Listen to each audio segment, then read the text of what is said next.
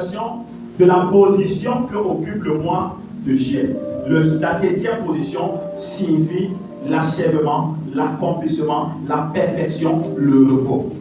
Maintenant, lorsqu'on revient dans le 7e fils de Jacob, le 7e fils de Jacob s'appelle Gad. C'est l'une des servantes de Léa. Amen. C'est l'une des servantes de Léa. C'est son premier fils qui s'appelle Gad. Vous savez qu'est-ce que les femmes là faisaient? Léa et Rachel. Quand elles ont pu faire les enfants, elles constatent qu'un peu plus tôt, il y avait concurrence entre les deux. Quand elles pouvaient faire les enfants, l'autre donnait sa servante, ils l'ont fait aussi. Donc le premier fils de l'une des servantes de Léa qui s'appelle Gad. Mais cet enfant est le 7e fils de Jacob. Et que signifie Gad? Quelle est la bénédiction que Jacob a prononcée sur Gad, qui représente le mois de juillet? Écoutez-moi bien, tout concorde. Et vous allez constater que c'est comme ça que le mois de juillet fonctionne. Vous allez voir. Et vous allez comprendre que c'est comme ça que ça se passe. Lisons le livre de Genèse 49, verset 19. Premièrement, pendant qu'on lit, Gad signifie bonheur.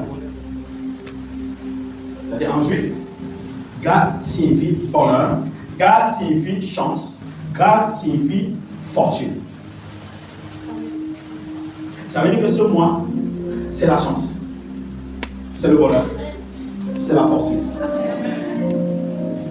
C'est ça, c'est moi. Quelqu'un le d'autre? C'est ça seulement. Et partout là où il y a le bonheur, il y a les fournis manières. Partout là où il y a la chance, il y a les sorciers. Partout là où il y a la fortune, il y a ici, je vais dire la mort. Il y a la guerre. Regardez partout où il y a le pétrole. Partout où il y a le pétrole, il y a quoi? Mais quelque chose va se dire sur Gad. Connaissant ce qu'il a, on va lui dire quelque chose. Et il faut retenir ça. Peu importe ce que tu vas ressentir ou ce que tu vas vivre. Retiens ce que Jacob dit à son fils Gad. Puisqu'il porte le bonheur, puisqu'il porte la chance, puisqu'il porte la fortune. Qu'est-ce qu'on va lui dire? Genèse 49, verset 19. Genèse 49, verset 19 nous dit. Oui. Gad sera assailli par des bandes armées. On dit que Gad sera assailli par des bandes armées. Ça veut dire que le mois, c'est un mois où le monde des ténèbres va attaquer les enfants de Dieu. Le monde des ténèbres va se lever pour cibler les enfants de Dieu. Pourquoi? Parce qu'il y a une fortune. Parce qu'il y a ici du bonheur. Et pour cela, le monde des ténèbres va vouloir transformer ça en confusion. C'est pourquoi vous devez être prêts. Quand on dit qu'il y a un bonheur quelque part, on doit s'armer. On doit s'armer, bien aimé. Tous les pays qui sont riches et qui n'ont pas une bonne armée vivent comme des pays pauvres. Parce que ce que tu as, quelqu'un d'autre va venir l'arracher. Partout où il y a le bonheur, partout où il y a des grandes étoiles, partout où il y a des gens qui doivent être des grandes personnalités, c'est la bataille dans leur vie. Vous allez voir toute personne qui est devenue grande dans sa vie, c'est la bataille, c'est la bataille, c'est la bataille. C'est pourquoi les grandes étoiles doivent s'attacher à Dieu.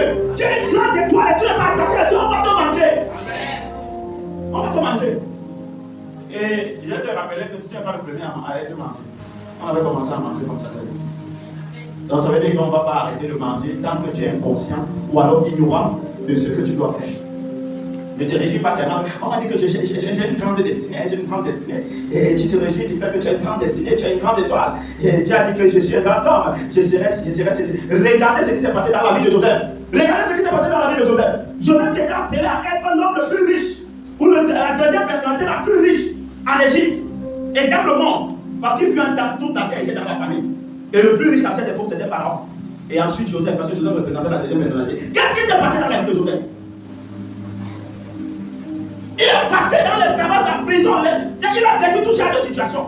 Mais la Bible déclare que c'est vrai, quand il sera assailli par les bandes armées. Mais qu'est-ce qui va se passer? Continue sur ça. Qu'est-ce que Jacob dit? Puisqu'il y a le bonheur là-bas, puisqu'il y a l'or là-bas, puisqu'il y a l'argent là-bas, puisqu'il y a les fortunes là-bas, alors quand il y a la fortune quelque part, il y a le bonheur quelque part, il y a la richesse quelque part, il y a de l'or quelque part, il y a aussi les bandits qui cherchent à attaquer. Et qu'est-ce que Dieu dit donc concernant cela? Gad sera assailli par des bandes armées, oui, mais il les assaillira et les poursuivra. Ça veut dire que ce mois, on connaît qu'il y a la fortune, on on connaît qu'il y a la chance, on connaît qu'il y a le bonheur, alors on sait bien qu'on sera attaqué, mais Dieu aussi nous a donné des armes pour que nous puissions avoir la victoire sur toute attaque au nom de Jésus. Bien aimé, qu'est-ce que Dieu dit à Jérémie? Jérémie chapitre 1 verset 19, on ne va pas lire, on connaît déjà ça. Il y a les versets qu'il ne faut pas lire, parce qu'on a trop lu ça. Tu gardes ça dans ton esprit. Ils te feront guerre, mais ils ne te vaincront jamais. La Bible dit qu'ils vont te faire la guerre. Jérémie 1 verset 19. Ils vont te faire la guerre, mais ils ne te vaincront jamais. C'est celui-là qui ont fait la guerre. Il y a la richesse, il y a le bonheur, il y a de l'or. Les abeilles ne vont que là où il y a le miel. Les fourmis ne vont que là où il y a le sucre. Écoute-moi bien. Si tu n'es pas sûr, les fourmis ne vont pas te suivre. Alléluia.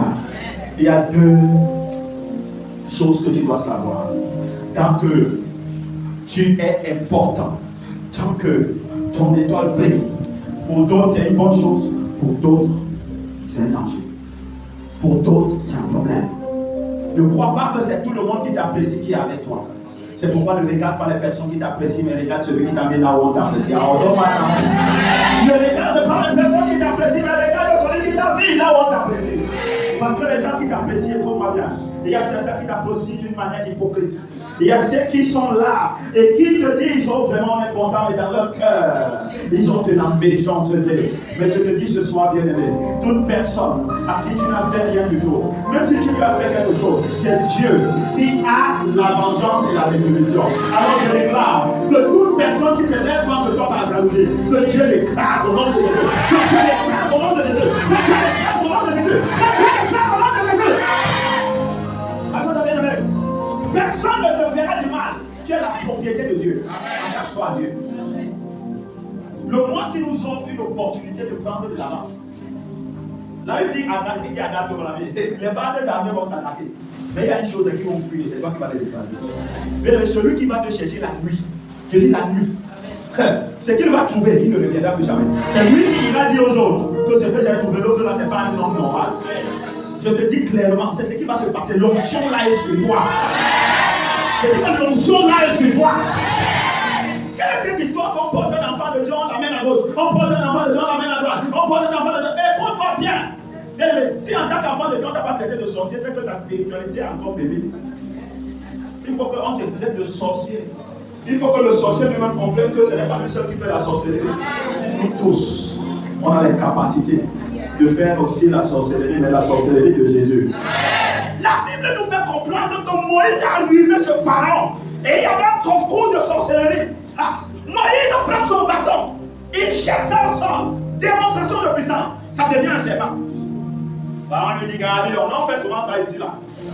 Il appelle ces deux petits magiciens là. Oh, si jette le bâton. Bien aimé, c'est une sorcellerie contre sorcellerie. Est-ce que le serpent de Moïse, tout ça a été serpent? Mais qu'est-ce qui se passe, c'est que la sorcellerie de Moïse était plus puissante que la sorcellerie de Pharaon. C'est le jour là où Moïse, son serpent a avalé les deux autres serpents, que Moïse avait gagné la bataille. Donc quand il a avalé les deux autres serpents là, et son bâton là, est devenu, en fait son serpent est devenu le bâton. Le jour là, il est rentré avec toute la force de Pharaon sur lui. Toute personne qui entre chez toi, il ne lance plus.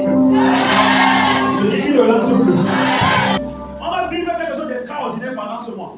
Je vous le dis parce que, bien aimé, j'étais dans le mois de juillet.